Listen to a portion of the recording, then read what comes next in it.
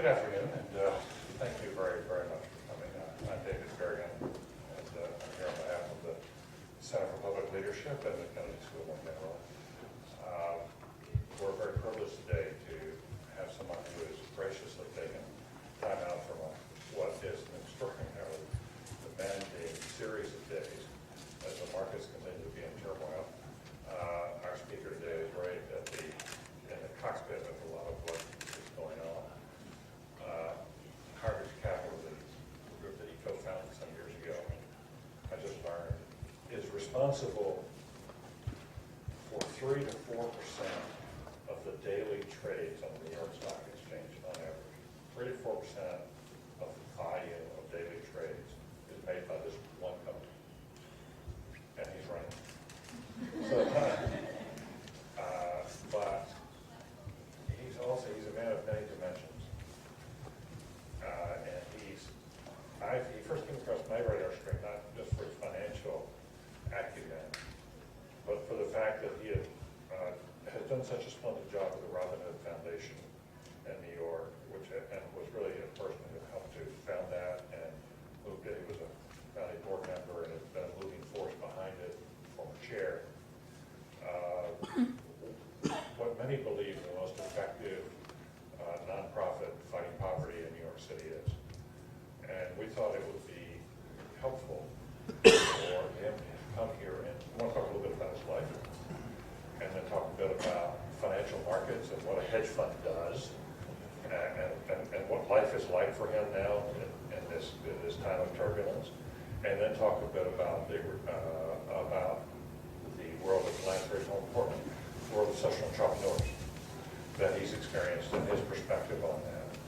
So, Glenn Dubin, we're delighted to have you here. Thank you very much for coming. Your dad, you grew up with your father was a taxi driver. Is that right? That's right, David. But before I get into my background, I just want to apologize to everybody for being a little bit late. David was engaging me in a conversation downstairs about politics, which for me is like playing basketball with Michael Jordan. So. I didn't realize he was also a very good speaker. So. But yes, I grew up in an area in northern Manhattan called Washington Heights. It's a working class neighborhood. My father drove a taxi. My mother was a homemaker for the most part, although she worked part-time at Columbia Presbyterian Hospital. And I went to public schools. I went to public schools in Washington Heights. I went to John F. Kennedy High School, and then I went to State University of New York at Stony Brook. Did you ever imagine you would be in Wall Street? You know, my feelings coming out of the hood, so to speak, was that it was important for me to be successful. I didn't know what success meant. I didn't know where it was going to take me. But Wall Street seemed like the path for riches, so to speak. And so right after college, I made the decision to interview at Wall Street firms. I had no family connections, really no way to be introduced to the Human Resources Department. So what I did is I took a list of all of the Wall Street firms, the brokerage firms at that time. Interestingly, and this is 1978, there was a list of 30 firms. I think you'd be hard-pressed to put a list together of 3 or 4 firms today, but in 1978 there was a list of 30 firms. And I decided that I was going to go and introduce myself and have interviews with every one of those firms. It was in the summertime. I had actually taken the summer off after graduating from school, and I went to Europe, backpacked through Europe, and I realized that I didn't have a suit, so I had to buy a suit for my interviews. And I went through Paris, and I bought a suit, and I remember it was $90, and I was very happy. It was what kind of suit was it? It was a pinstripe suit, a gray pinstripe suit. I thought that was appropriate for my interviews on Wall Street, but it was a wool gray pinstripe suit. You bought this in August? Well, my interviews, I started in August, exactly. And so what I did tactfully is if I had a 10 o'clock interview, I made sure that I arrived at the office building at 9:30, and I would, so to speak, cool my heels in the lobby. Take a penalty. Exactly. Then I would absorb all the perspiration and then go for my interview. And you did have half an hour then afterwards? You separated out by at least half an hour to make sure you could air out? I had to do that. It was time management there. And how many interviews? It's interesting that you asked, because I had 29 interviews. The 30th interview was with a gentleman at E.F. Hutton and Company. And I remember he was eating a hamburger at the desk in between interviewing me. The interview seemed to go well. And then at the end of the interview, he said, okay, you want to start a training program, $12,000 a year. And I was so relieved and so excited that this gentleman was seemingly offering me a job. I thought he wanted me to pay him $12,000 a year. But the fact is, I started at E.F. Hutton as a retail stockbroker in 1978 with a starting salary of $1,000 a month. Wow, it's by the suit. No, because it was the winter gone by then. Okay, so the 30th interview got the job. My 30th interview got the job. It's a good thing because it Had you weren't been 31 turned down? firms. Had you been turned down before that? There weren't many places for young stock. Well, I was 29 for 29. Again, I had no connections. I had no experience. So I was 29 for 29 going into the interview with E.F. Hutton. Wow. And did you have any more possibly lined up? That was it. That was it? Again. Close call. Yeah. So how do you, when you start, you mean you're literally in there in the ground floor. How do you, this is an interesting question for young people coming out today. How do you, what Jack Welch used to call getting out from under the stack? How do you get yourself out from under that? Well, I think once again I was determined to be successful, commercially successful, which was at that time the measure that one used on Wall Street. Again, being a retail stockbroker was kind of an entry-level position. Again, frankly, the only entry-level position that I could apply for. And I worked the phones, did cold calls, and was pretty good at it. And then in 1984, I went into partnership with my childhood friend, Henry Swieka. We grew up together in Washington Heights, and Henry and I decided to start a business together at E.F. Hutton, which we shamelessly called Dubin and Swieka.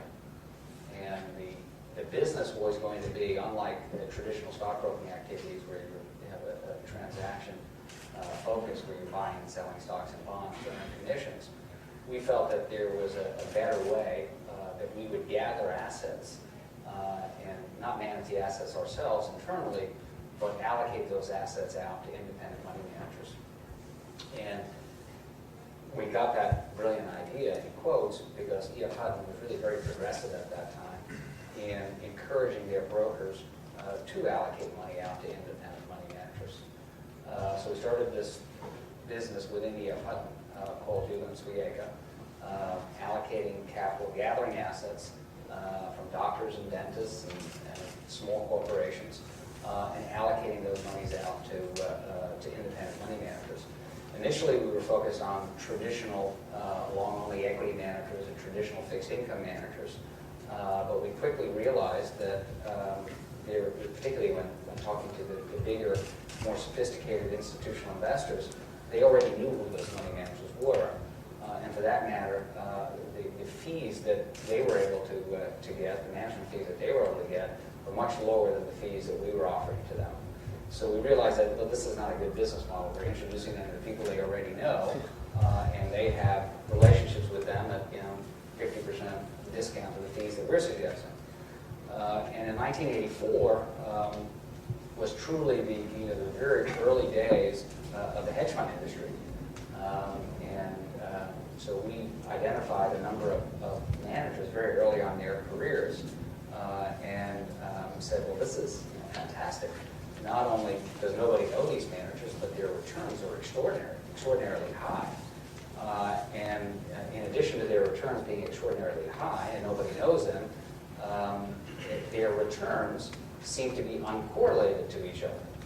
And of course, the reason that their returns, their historical returns, are uncorrelated to one another is because they do completely different things.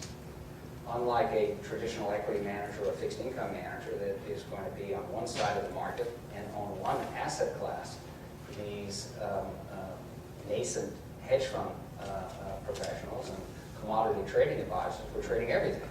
And they were trading them from the long side of the market and from the short side of the market.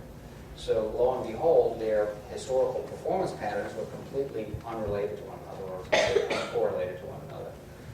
So we took a page from something called modern portfolio theory that essentially suggested, well, if you can identify these uncorrelated return streams and allocate your capital efficiently across these uncorrelated return streams, well, then you can have a portfolio that will generate higher returns over time with less volatility.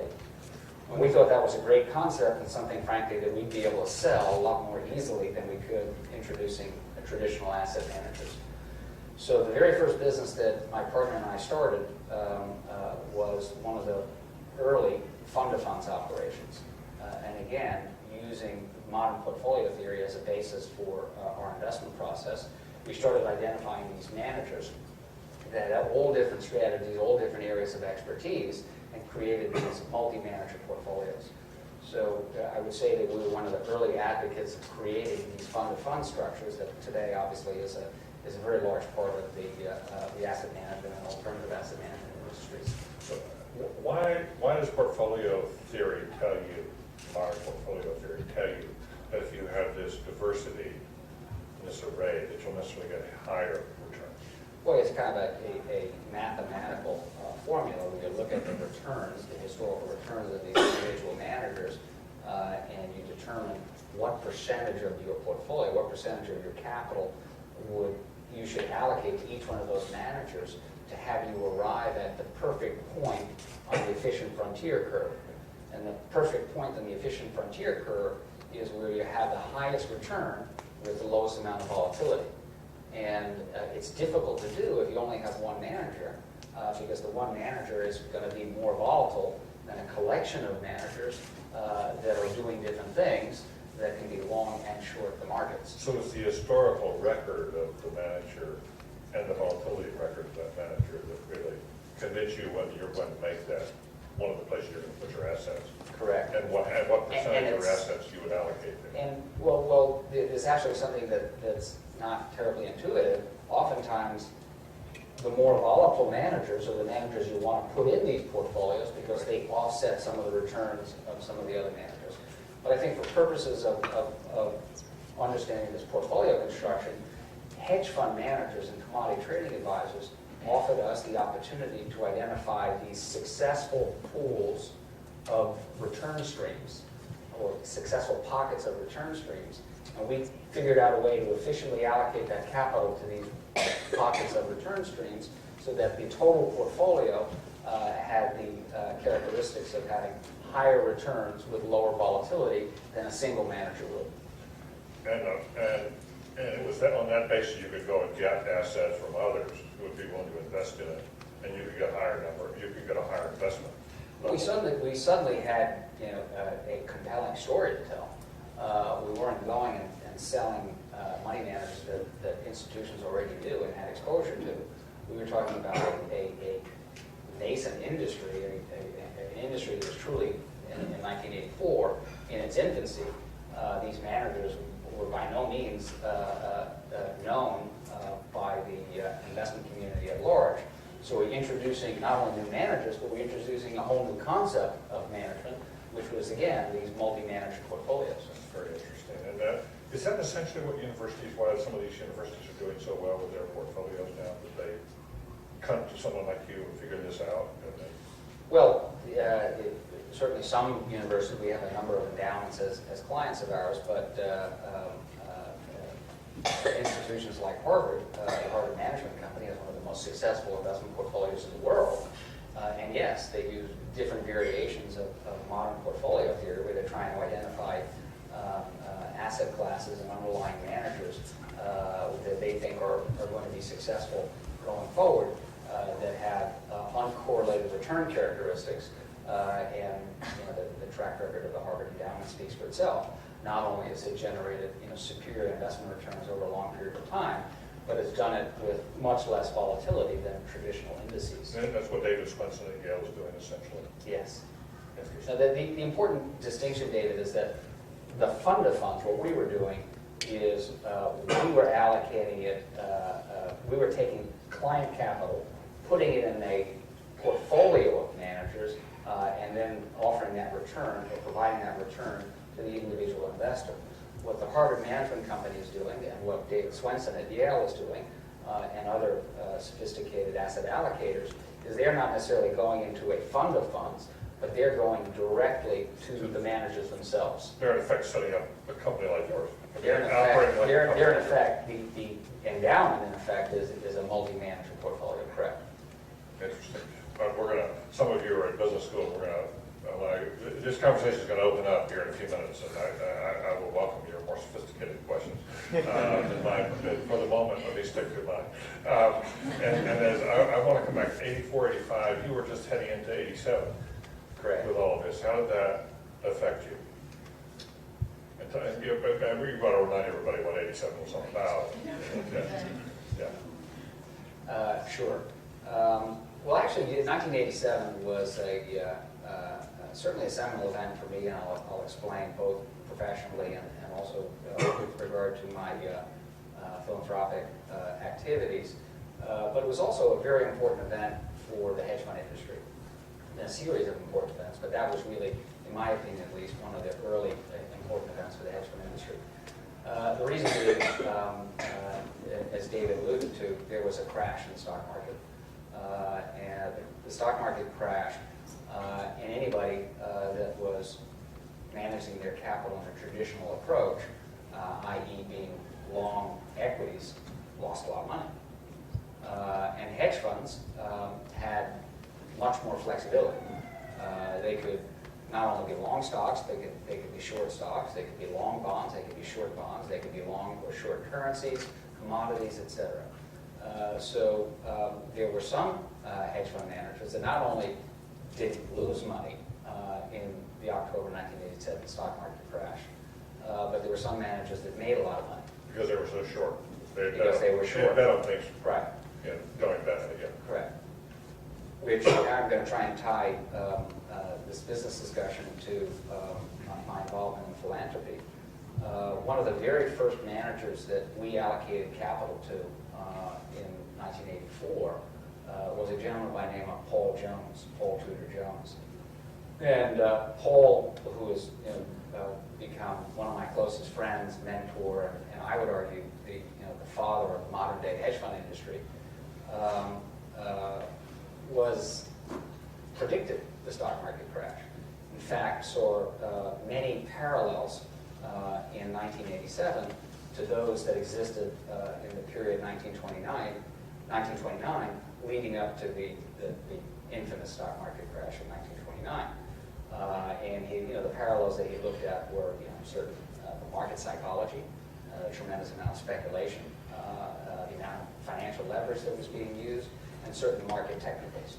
So he was absolutely convinced that we were going to have a stock market crash. And he positioned his portfolio by being short equities to take advantage of that. And lo and behold, he was right. So be careful what you wish for. He was right. It was up over 200% in 1987. Obviously, it did incredibly well financially. He was very well known as the guy that not only predicted the stock market crash, but exploited the fact that the stock market went down. But as it relates to philanthropy, Paul called me the Tuesday after the crash and said that he was absolutely convinced that the analog that he had followed, where 87 looked just like 1929, was going to continue. And if it continued, my goodness, we're going to go into a depression.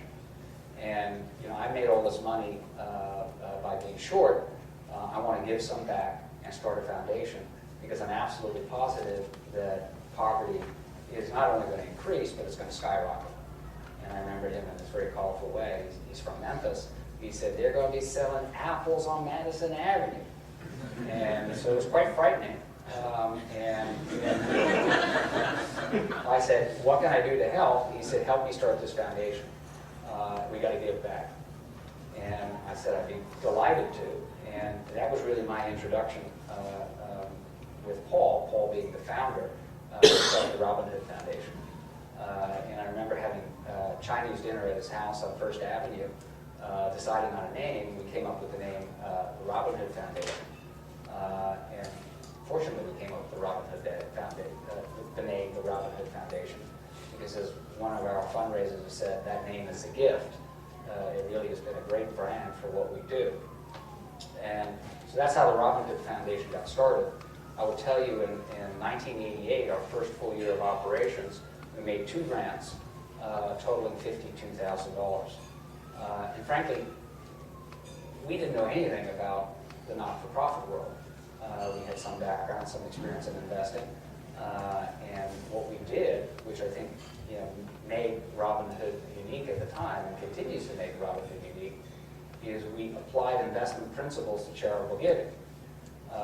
And some of the things that we've learned as being investors and allocators of capital, we applied to grant making.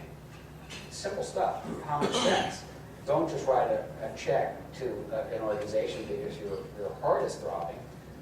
Make sure that that dollar is going to be well spent, or invested, if you will, in the grantee organization. So, again, applying investment principles to charitable giving was, the early hallmark of Robin Hood, and one of the important areas of distinction that Robin Hood has is really being one of the, I believe, one of the first not-for-profit organizations to do that. Tell us more about Robin Hood itself and the principles behind it. I got the basic principle, but then you've had this growth. How do you measure the success of grants if you're going to apply this investment principles? What constitutes success?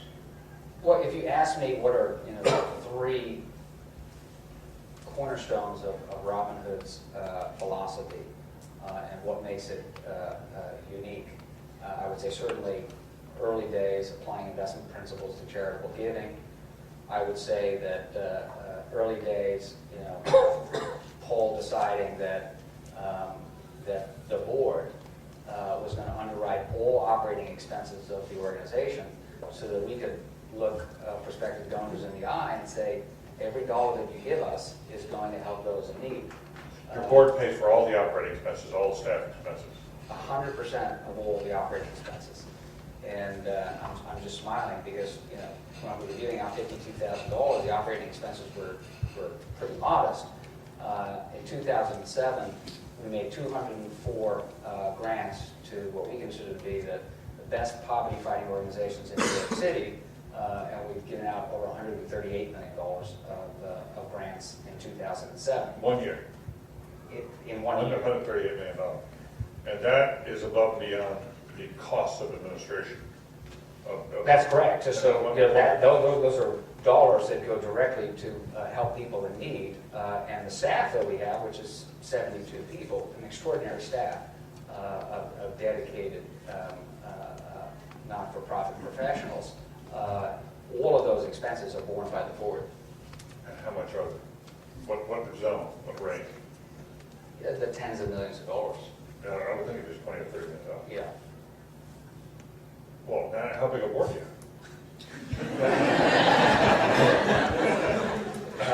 It's a board of about 35 people. And great board. It's a great board. It's a great board, and it's a board with a number of investment professionals, well-known investment professionals that have obviously been successful. But we're looking for people that are not only going to add the financial resources that are obviously so important, but we're looking for the intellectual capital. We're looking for the emotional commitment. We're looking for the time commitment. I would would say that this is really, I mean, I am on one or two other boards right now, but universally, the response is amongst board members that are on many more boards than I am. This is the most active, most engaged board of any experience that they've had. How often do you meet? We meet quarterly. In addition to quarterly meetings, we have subcommittees. Subcommittee meetings can meet on a monthly basis. We have an annual offsite that's a full-day offsite. And in addition to that, which I think is very important, all of our board meetings, as opposed to being in an office in Midtown Manhattan, all of our board meetings rather, are on grantee sites. So we make site visits to the organizations that we support and meet with the people that we're helping and meet with the people that are running these organizations. And I would just add one other thing, David, about that. Just again, talking about the involvement and the engagement of the board members. I mean, we've given money to a single stop operation, which essentially gives counseling about filing taxes and occupational service, one-stop shop. We had one in Rikers Island, and the whole board went to Rikers Island for our board meeting. And you see, Lloyd Blankfein and Alan Schwartz and Harvey Weinstein. I mean, these business people taking the time off. It was a 3-4 hour board meeting, sitting in Rikers Island for their board meeting. So, just another indication of people's engagement above and beyond, obviously, the financial commitments. And going out to the site gets them sort of emotionally and sort of, invested in what they're seeing, what the grantee is doing, and gives them a sense of what difference they're making. Absolutely. I think it makes a tremendous difference. It's one thing reading about an organization that's applying for a grant. It's another thing going to visit them and do a site visit and have the head of the organization explain exactly what their services are and how they're. So that's part of the board meeting. Each time you go into a site, there's the host, in effect, provides some. Exactly. Exactly. And so you're out there at least 4 or 5 times a year in the site, getting a sense of what's going on. Are people involved in an individual basis outside that? Are you called in to go in by the head of the Robin Hood? Well, my involvement, again, I've been a founding board member, if you will, with Paul Jones being the founder of the organization. I've been a very active board member. I was chairman of the board for 2 years, 2005 to 2007. I'm now on the executive committee, and I'm also the chairman of the Jobs and Economic Security Committee. So I'm pretty engaged. I'm pretty involved in the organization. So from the point of view of these folks who are going to be involved in a lot of nonprofits or startups or existing organizations, and certainly in the civic sector, getting your board members out there into the community, getting your hands dirty makes a huge difference. Huge difference. Huge difference. You're completely removed, because in the beginning, we didn't do that. And we would sit in somebody's office and have our board meeting, and one of the people from the staff would explain who these organizations are and what services they provided. But when you go on site and you hear the head of the organization explain what they do, and you meet some of the people that they're helping, it's not only an incredible emotional experience, but it's an intellectual, eye-opening experience. You really understand what your dollars are doing and how they're going out to support people. Again, how do you measure success? Well, if you go into Jeff Cannon's Harlem Children's Home, one of his grantees, and he's a mesmerizing figure. But how do you judge success? How do you know whether your dollars are well used? Well, I'm sorry. I think I got sidetracked. I was saying you were the 3 hallmarks. Yeah, sorry. Please. No, because that's one of them. Okay. The 3 hallmarks or cornerstones of, I think, what makes Robin Hood successful and I believe unique is, one is the fact that the board, and we made that decision early on, the board will underwrite all operating expenses for Robin Hood. So again, when you look a donor in the eye and you tell them, you're going to donate $100 to Robin Hood, you're going to be very comfortable in knowing that $100 is going out to support people in need. That really resonated. The second thing that we do, which I think is very important, is that we have something called our metrics program.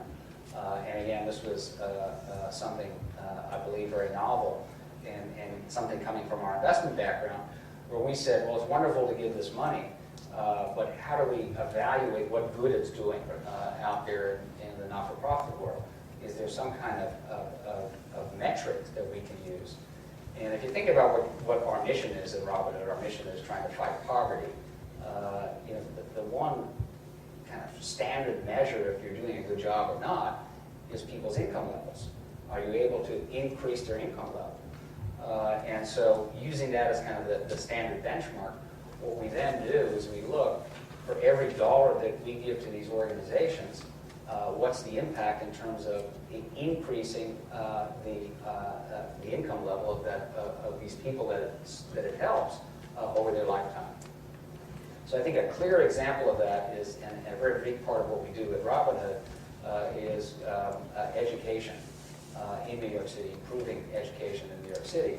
One of the startling statistics in New York City in public school education is that 40% of New York City public high school students either don't graduate at all from high school or graduate late. And that's a pretty startling statistic. But if you take it one step further and you analyze what that means, you should look at the income disparity between people that actually graduate from high school and people that don't. Well, the income disparity is equally as startling. Somebody that graduates from high school actually earns in their lifetime between $6,000 and $8,000 a year more than somebody that doesn't graduate. So very simply, we've got to do everything we can to make sure that students graduate, because if they graduate, their income level is going to go up, and we're doing our job, which is to fight poverty. So the metric there would be whether the organization's actually going to, there's a charter school kind of group or something like that, do they actually get the... Well, how much money do the graduation rate? Right. How much money do we put in, which is the denominator, and the numerator is how are we improving the earnings of those students that go through the school? Right. And so, you know, a perfect example of that is KIPP Academy, which is a charter school in New York. It's a fantastic model for success. Well, how do you measure success? Well, certainly you measure success by the scores, the reading scores and the math scores, which is one way. But another way is the graduation rate. These kids that go to the KIPP Academy as middle school that go on to high school, as opposed to having a 60% chance of graduating on time, they have a 90% chance of graduating on time.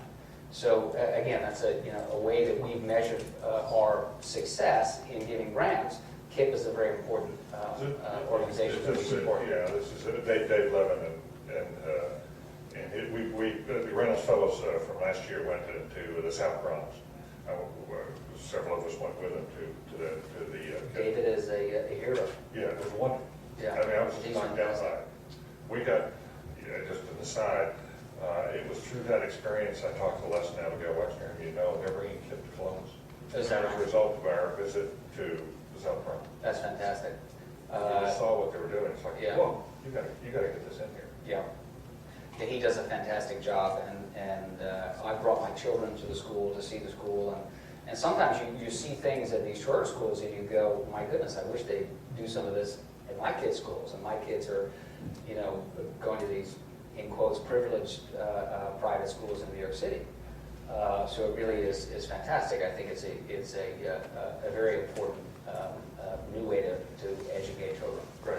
Now, let me, I want to go open this up here, but there's one more subject I want to cover. There's like 50 I'd love to cover. There's one more that one of the legendary aspects of Robin Hood is your fundraising and your capacity for fundraising. Now, you were chair of the dinner, was it last year? A couple of years ago. 2 years ago. Tell us how much money you raised at dinner and how you did it. Sure. The headline number is extraordinary, and the benefit is a big, high-profile, glitzy affair that obviously garners a lot of headlines. But and we raised last year $71 million in one night. One night. But again, I think we need to focus on a few things. The first thing is that yes, it's a big glitzy event, and yes, there were 4,000 people that attended, And yes, we raised $71 million. That $71 million, again, goes directly to fighting poverty in New York City. So it's a means to an end. You know, having this big, glitzy, high-profile event is a way for us to raise $71 million to fight poverty in New York City. The second point that I would make about the $71 million last year is that a large part of that $71 million was not for these fancy auctions or prizes. $30 million of the $71 million last year was to build a urban teacher training institute. Again, recognizing how important education is and the quality of the Dave Levins of the world, we want to create more David Levins. We want to replicate the success that he and his teachers have had. And there's a formula. And so we want to create, or we will be creating now, with the generosity of people in that room that night, we will raise $30 million. Again, not for any fancy vacation, not for any car or any of these glitzy prizes, but to build an urban teacher training institute in New York City. So again, it's a means to an end.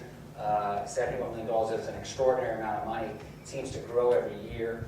We are a little concerned about this year's benefit for obvious reasons. But yes, we raise a lot of money at the Robin Hood benefits. Inevitably, I'm drawn into their urban teacher academy. Are these going to be for college graduates who are coming out?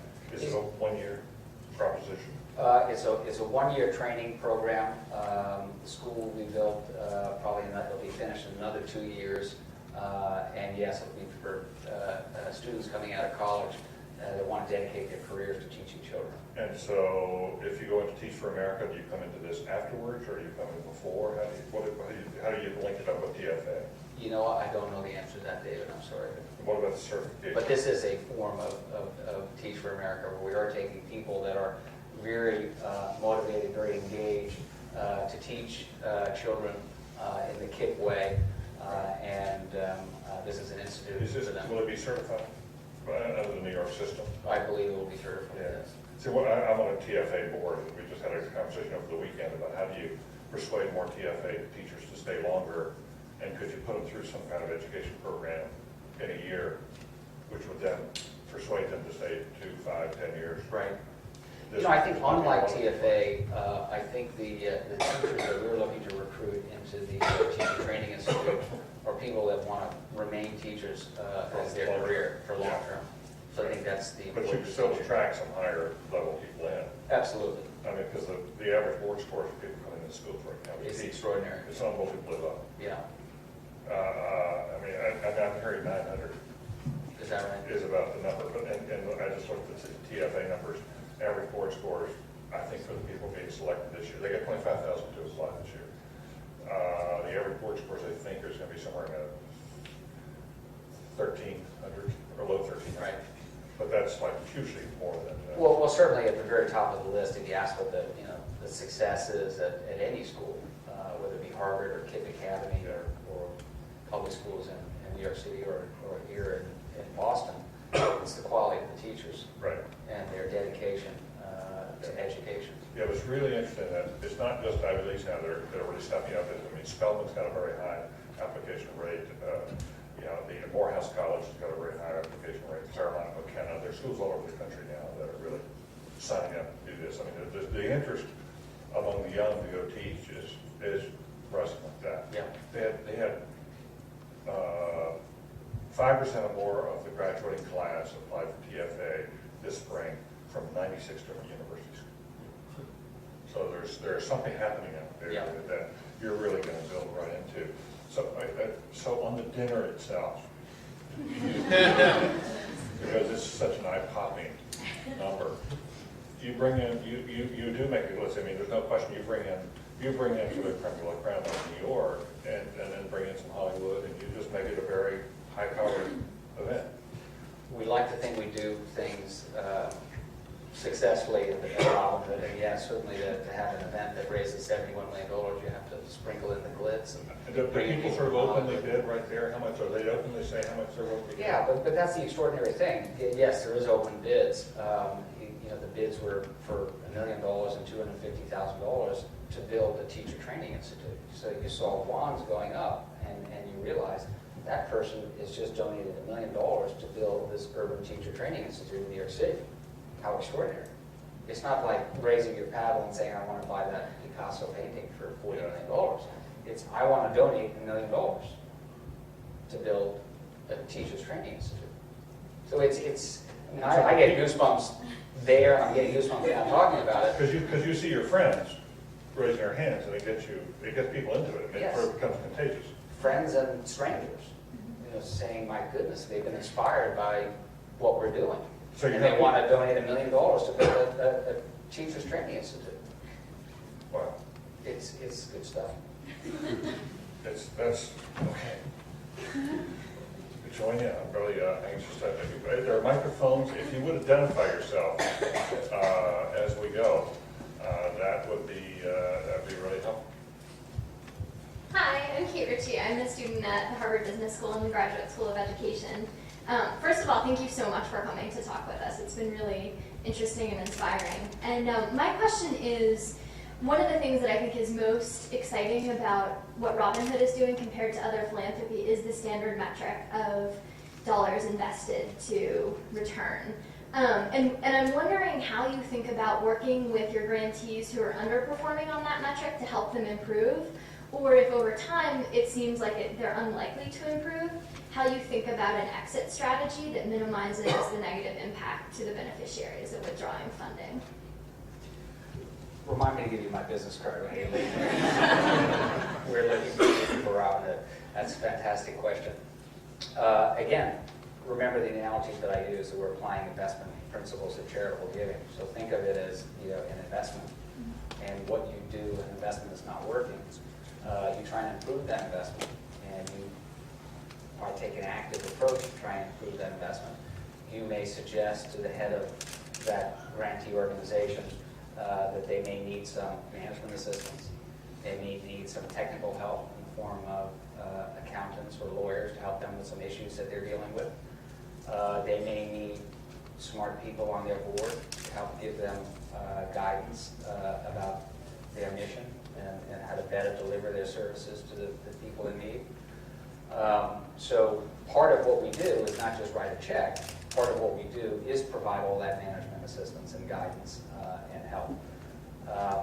But at the end of the day, and think of it as an investment, at the end of the day, if we're not getting a high return on our investment, and we've done everything that we can to try and improve that return on investment, we are going to cut off funding.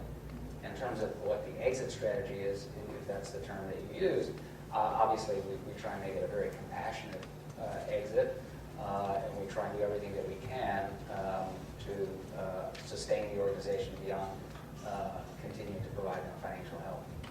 The grants usually for a year, or are they multi-year? They can be multi-year. Oftentimes they're multi-year. Right. Or please go. Yeah, please go ahead. Want me to go first? Yeah, please. Okay. Hi, I'm Max Anderson. I'm a student at the Harvard Business School and the Canadian School of Government, and I'm a Reynolds Fellow here. And the Reynolds Fellowship, we talk about in social enterprise, trying to make these socially beneficial organizations self-sustaining. And the Robin Hood model is more, it seems like, in the old line of grant-making organization. And you made reference to the point about with the fundraising dinner this year, how it might be a bit different as with the subprime crisis, the markets are in turmoil, maybe more frustrating than 1987 when you guys got started. What do you do? What are you doing to make Robin Hood and the grantees that you're supporting secure in times like this, where people are feeling personally uncertain? I know that you have a lot of Bear Stearns folks involved, for instance, among others. And then related to that, at least in the past, I know that you've had a practice of investing some of the money donated back into board members or others' funds. And now when funds are themselves struggling, does that just exacerbate the problem, or do you find that an effective hedge? Thanks very much. Okay. The first part of the question, what are we doing to make these organizations self-sufficient? We're doing everything that we can to make them self-sufficient. And one of the important things that we do is that when other not-for-profits see that Robinhood is involved and have done the diligence and have done the research and provided board member support, provided accounting help, and done all of the things that we typically do to the organizations that we support, we'll oftentimes have people co-invest with us. Certainly there has been, over the 20 years that Robinhood has been in existence, almost a not-for-profit seal of approval to have Robinhood involved, which again attracts in other donors, making a more diversified stream of donations, which is important. Second thing we do, and we have the benefit of having this extraordinary mayor in New York City, Mayor Bloomberg, is that we leverage city funds. We leverage the city funds, and again, I think that the Bloomberg administration looks at Robinhood as a not-for-profit seal of approval, and oftentimes we'll have the city co-invest with us. So that's another way that we try and bring in other dollars to make these organizations sustainable beyond Robinhood's support. I'm sorry, your question about the... Just if you could also speak about the strategy of investing the money. Yes, I'm sorry, absolutely. We have an enviable track record for our endowment. Well, the endowment is not an endowment, because every dollar that we raise in a given year, we send out as grants the following year. So what we have is, we call it a reserve fund. And we have about in our reserve fund, we have about 1.5 times what we've donated in the prior year. So if you remember, I said in 2007, we donated $138 million. So we have about 1.5 times that in the reserve fund.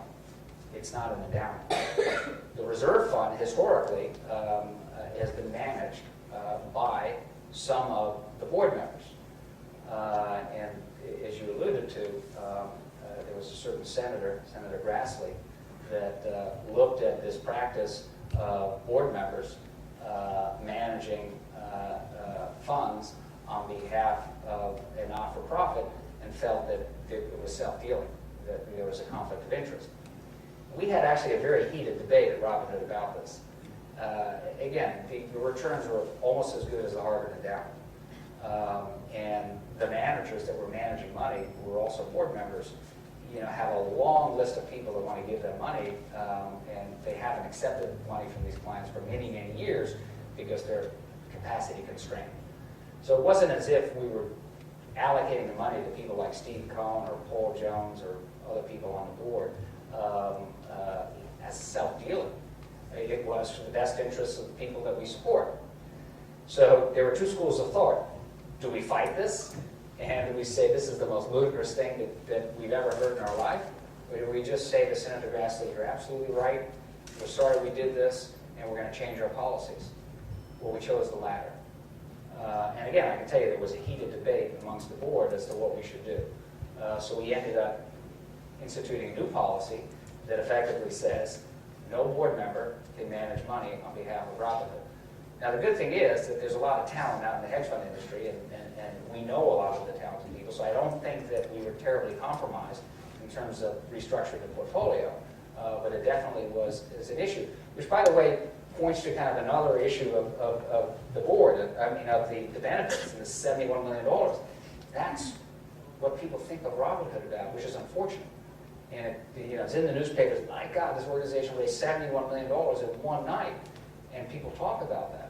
And that's the headlines in the gossip columns in the newspapers.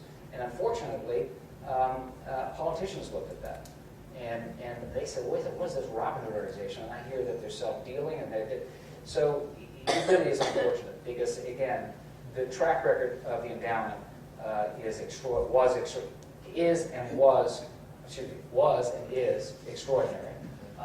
We have great managers managing money, but we had to change our policy because of Senator Grassley giving us a hard time.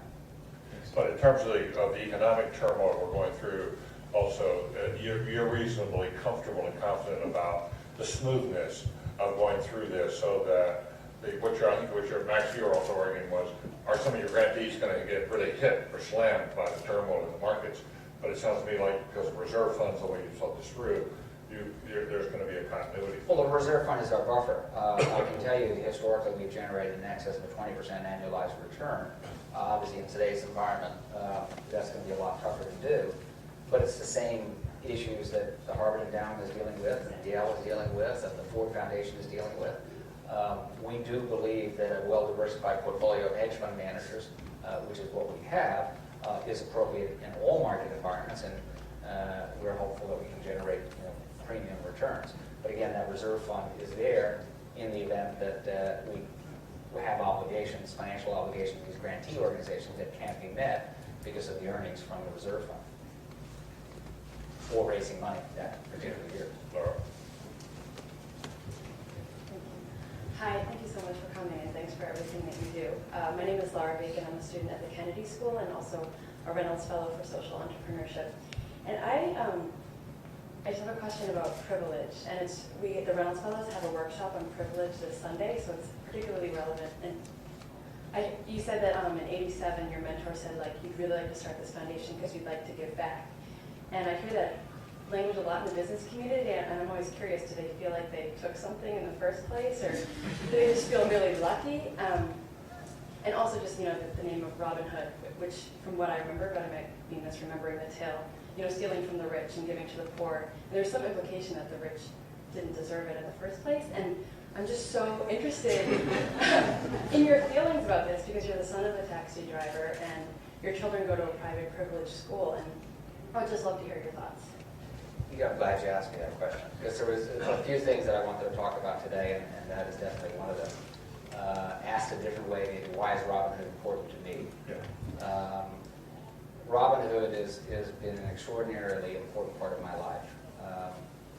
And it's been an important part of my life because, yes, I do feel very fortunate, I do feel very lucky, and I do want to give back. And New York City has been my home, and the work of Robin Hood is focused exclusively on New York City. And it's interesting, there are a lot of not-for-profits out there that focus on different aspects of what we do. Taking care of the homeless, taking care of certain medical needs of people, education. I think Robin Hood is kind of a general practice of fighting poverty, which is important. The other thing about Robin Hood, which I think is important to recognize, which I certainly do, is that poor people don't have a natural advocate. There are a lot of, the reason the Harvard Endowment is $30-some-odd billion is because people feel inclined to give to their alma mater. You graduate from Harvard, and you do well in life, and you go, when the development officer calls, you say, sure, you write a check. Poor people don't have a natural advocate, and they need help. And so Robin Hood really fills that void, which is important to me. The other point that I'll make in terms of my children, which is a really important point, and my wife, by the way, is not a New Yorker, she's in fact Swedish, but she comes from a very modest background as well, small little town on the west coast of Sweden, 40,000 people. She's a medical doctor today. But her value system is very similar to mine. We find ourselves, being very fortunate, obviously having had the commercial success that I've had. But you say, okay, well, how do you, instill good values in your children? How do you make sure not only you instill good values, but you make them want to do good things for people as well, and you make them want to be successful as well with whatever they pursue. It doesn't have to be, they don't have to become hedge fund managers. In fact, I hope one or two of them don't become hedge fund managers. But whatever they pursue, they should pursue it with vigor, and they should be successful and happy. So we kind of ask ourselves, how do we do this? Well, the Robin Hood Foundation, aside from selfishly making me feel good, because I came from a very modest background, and it gives me great pleasure, What it also does is it serves as a great role model, if you will, or I serve as a role model because of my involvement with Robinhood for my children. I have a 7-year-old daughter that now is in first grade, but last year when she was in kindergarten, they went around the room and they said to the kids, well, what does your daddy do? And, she taught, and the teacher obviously repeated this to me and my wife. At that time, my 6-year-old daughter told the teacher, my daddy gives money to poor people. God, daddy gives money to poor people, that's fantastic. My 13-year-old said, oh, he's a hedge fund manager. But my 6-year-old daughter says he gives money to poor people, and because they see my involvement in the Robinhood Foundation, and that's going to stay with them. This year, my 13-year-old, we have a camp at Robinhood for teenagers. We call it Camp Robinhood, where the staff takes the kids, they bring them to the organizations that we support, and they get very, very involved for 2 weeks. Well, my 13-year-old is going to Robinhood camp. She's not going to tennis camp, she's not going to that camp, this camp, she's going to Robinhood camp. So again, it's been important for me in teaching my children what I think are important values. The other thing that's interesting, and I said this to a group of 30-something hedge fund managers the other day at a lunch, at a Robinhood lunch, I said, it's good for business. And they said, why is it good for business? And it's good for business is because we have 350 people at Highbridge, 350 people at our firm, and the firm doesn't just see me as the CEO of a hedge fund, they see me as the CEO of a hedge fund, but also somebody that's very engaged in philanthropy. And it permeates the culture at our firm. And culture is very, very important, I believe, for the long-term continuity and success of a business, of any business. So culture at Highbridge, one of the reasons it's a good culture, I hope you agree, Brooke, is because the founder is very engaged and very involved in the Robinhood Foundation. In fact, 12 of the employees at Highbridge at our hedge fund are on the boards of grantee organizations of Robinhood. So again, another reason that it's so important to me. But the question about family and why it's important to me, I feel very, very fortunate. It gives me pleasure to be helping people that are in need, and it's a great way for me to teach my children about what's important in life. How do you, Laura, do you want to follow up on that? That was wonderful, no. Please.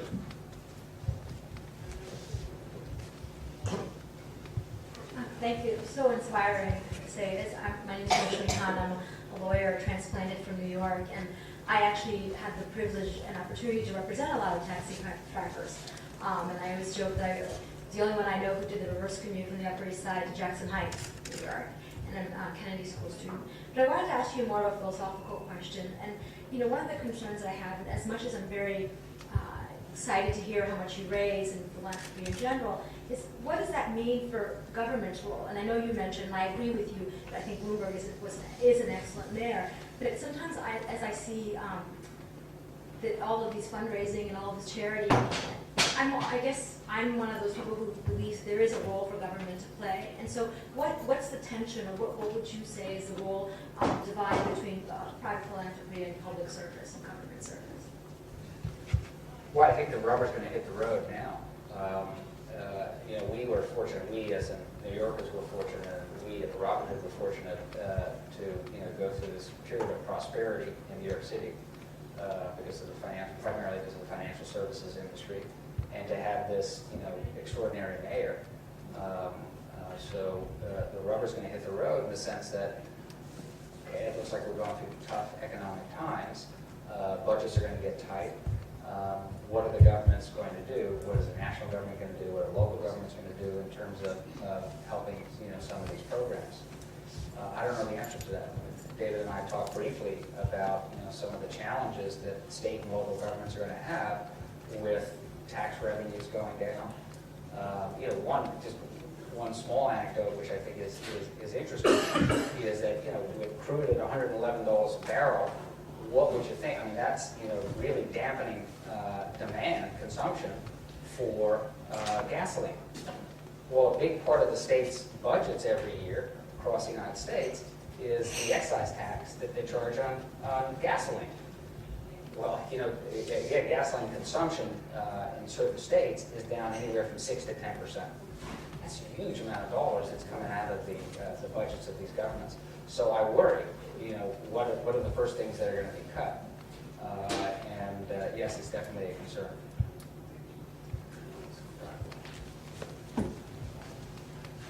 Thanks again for coming. I'm Ry Bark. I'm a student at the business school at Kennedy School in Reynoldsville. I'm curious what your Well, yeah, former and it's good to be here.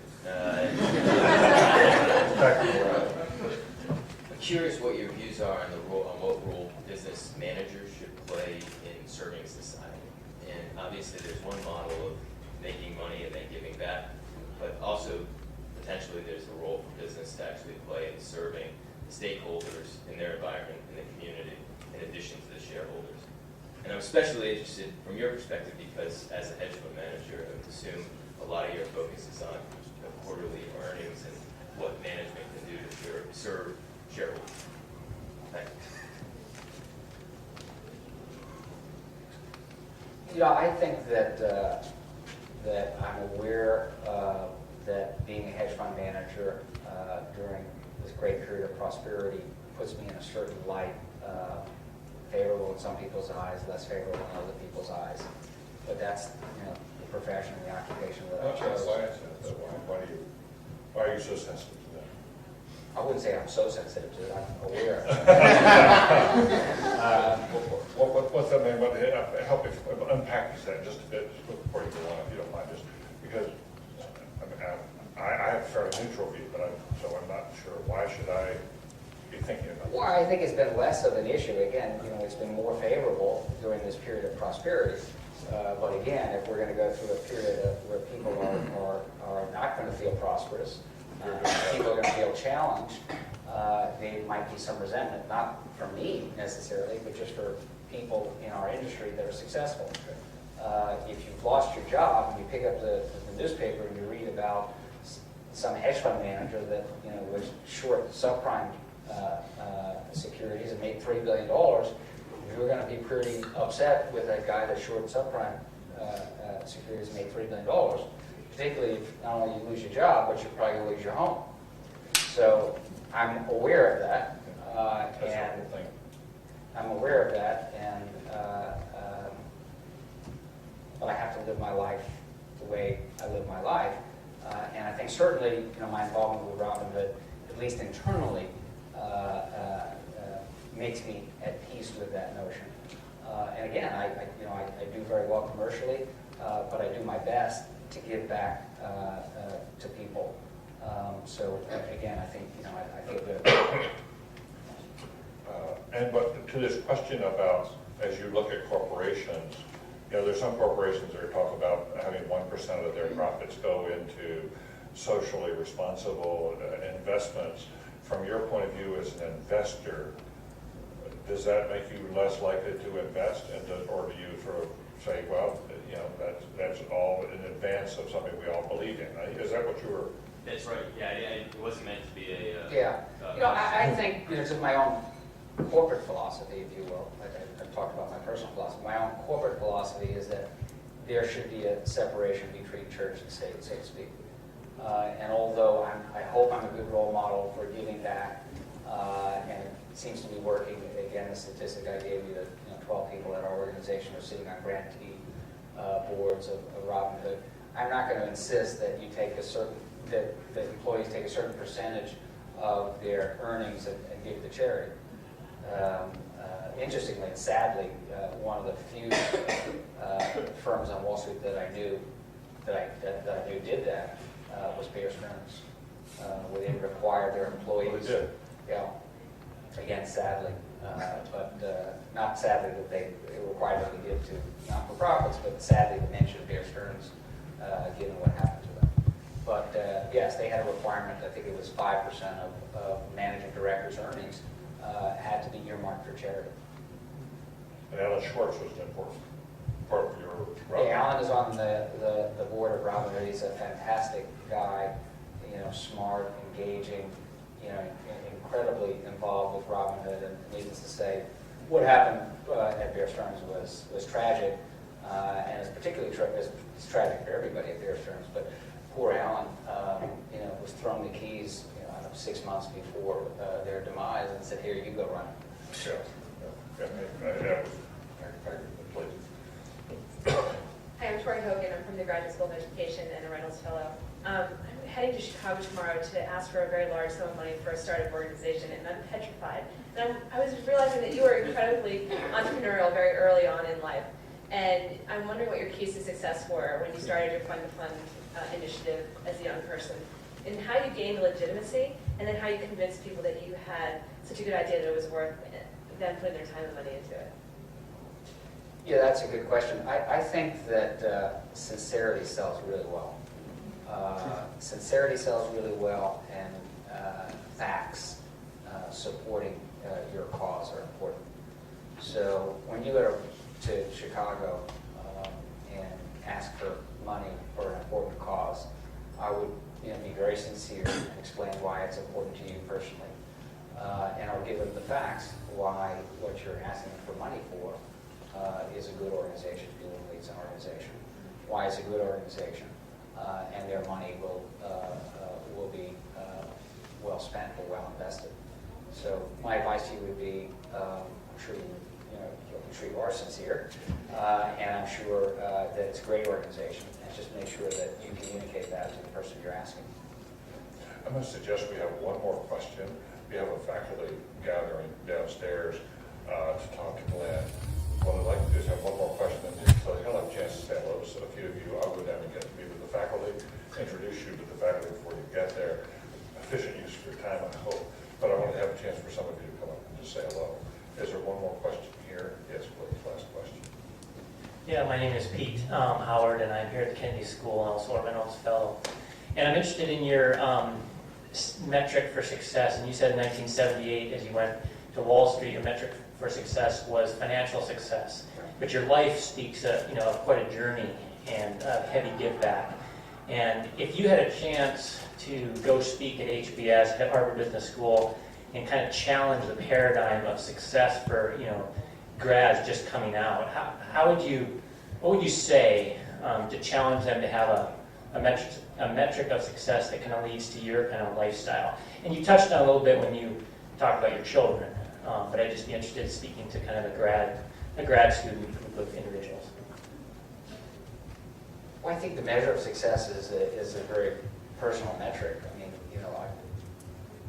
success isn't necessarily just measured in financial terms. Success is measured, are you doing what you want to do? You wake up every day, and are you engaged occupationally in something that you enjoy and are good at? So that's one way that I would kind of define success. Another way that I would define success is if you're helping other people. And it's interesting, we were going to talk a little bit about my childhood, and one of the defining moments of my childhood, but briefly, my parents got divorced when I was 17 years old, and I think, more frankly, one of the motivations for me seeking commercial success was to provide financial stability for my family at that point. But I realized at that point that helping people in need, whether it be my family in that case, or later on in life, people that were less fortunate than I, is very important. So to me, that's a measure of my success today. So again, I think the measurement of success is a very personal metric, and for me, if you ask me why are you successful, I might point to my business. I probably would point to my business candidly, but I would at the same time point to my involvement with Robinhood and some other not-for-profit activities that I'm involved in. You sound, it sounds as if you live an incredibly intense life. I mean, given the turbulence of the markets, you must have to spend so much time on this. And you've got your children, you've got Robinhood. How many hours a day? What time do you get up? How many hours a day do you get up? I see my colleagues smiling a little bit because, yeah, I am pretty intense. And, one of and Brooke was saying to me, actually, on the drive over here from the airport, Brooke was saying to me that one of the things that inspire people at Highbridge is to see how hard you work. And I don't work hard to inspire people, but if it's inspirational, that's fantastic. But yes, I like working. I hope my family would agree. A great family guy. I spend a lot of time with my 3 young children. I have a 13-year-old, 11-year-old, and a 7-year-old. I'm very involved with them, and I like sports, and I'm passionate and active in all of those activities. But to your point about the business that I'm in, you can't be successful running a large hedge fund organization the way we do without being totally committed and engaged to what's going on in the world. And it just so happens that right now there's an awful lot of risk, there's an awful lot of volatility, so I have to be particularly focused on markets. So what's your day like? I wake up probably 6 o'clock. I make myself breakfast. I read the Times. I read the Wall Street Journal. I read the Financial Times, and yes, I read the New York Post. Page 6, especially. I go right to page 6, right? So I read about the Robin Hood Foundation event the night before. So I read the newspapers in the morning. I get on the computer. I work out in the office. I don't work out in the morning. And then 2 or 3 times a week, I take my kids to school, and then I get to the office between 8:30 and 9. And then I have a pretty busy day in the office, meetings, I have the screens in front of me, both internal meetings and external meetings. I do work out, try to work out 3 or 4 times a week, which is really important, I believe. And then usually go home between 6:30 and 7:30, try and have a family dinner 2 or 3 nights a week. If not, typically, have dinner just my wife and I.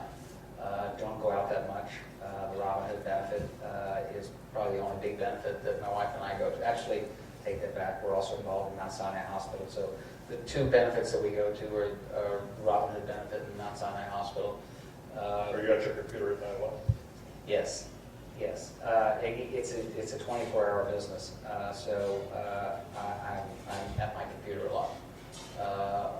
Before I go to sleep, I'm looking at it. When I wake up, I'm looking at it. I turn the BlackBerry off today, but ordinarily I'm walking around with the BlackBerry and have kind of stock prices and position reports sent to me on a real-time basis. So yeah, you have to be very involved and very intense. Very intense. I wanted to make sure that you all had a chance to meet Brooke Harlan. Brooke, why don't you stand just for a minute? Who was here with me. I met Brooke a few years ago, but tell us just a moment what you do with today. I work for Glenn and for Highbridge. I manage the government relations.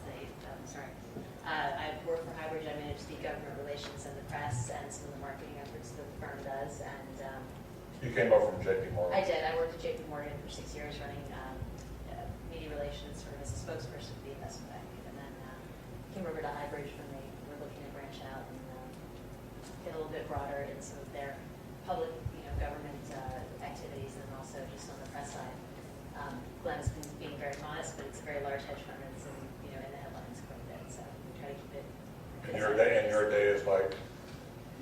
My day is like it's a little bit more calm. Yeah, a little bit more calm with Glenn's, but it's fairly frenetic, and it's a very different environment. I worked in an investment bank for 6 or 7 years. I mean, you see the difference when you're working at a hedge fund, where it's 24/7. I mean, it's plain to admit that, Sunday nights, it's like 11 o'clock. I try to go to work to see what the Asian markets are doing, before I go to sleep. And, certainly it's just reacting to whatever happens. And we have, a very diverse business. We do private equity. We have traditional hedge funds. Glenn still has a very large interest in his fund business, the old Dubin, which is now Corbin. So there's a lot of different tentacles to the business. And, it's a lot of fun. It's interesting. Don't do something you don't like going to work every day. And you've got to be excited. Never know what your day is like. And for me, that's something that motivates me. So. Terrific. I also want to recognize Ron Dezorts, who is here, Dr. Ron Dezorts, who is, Beth is not with you.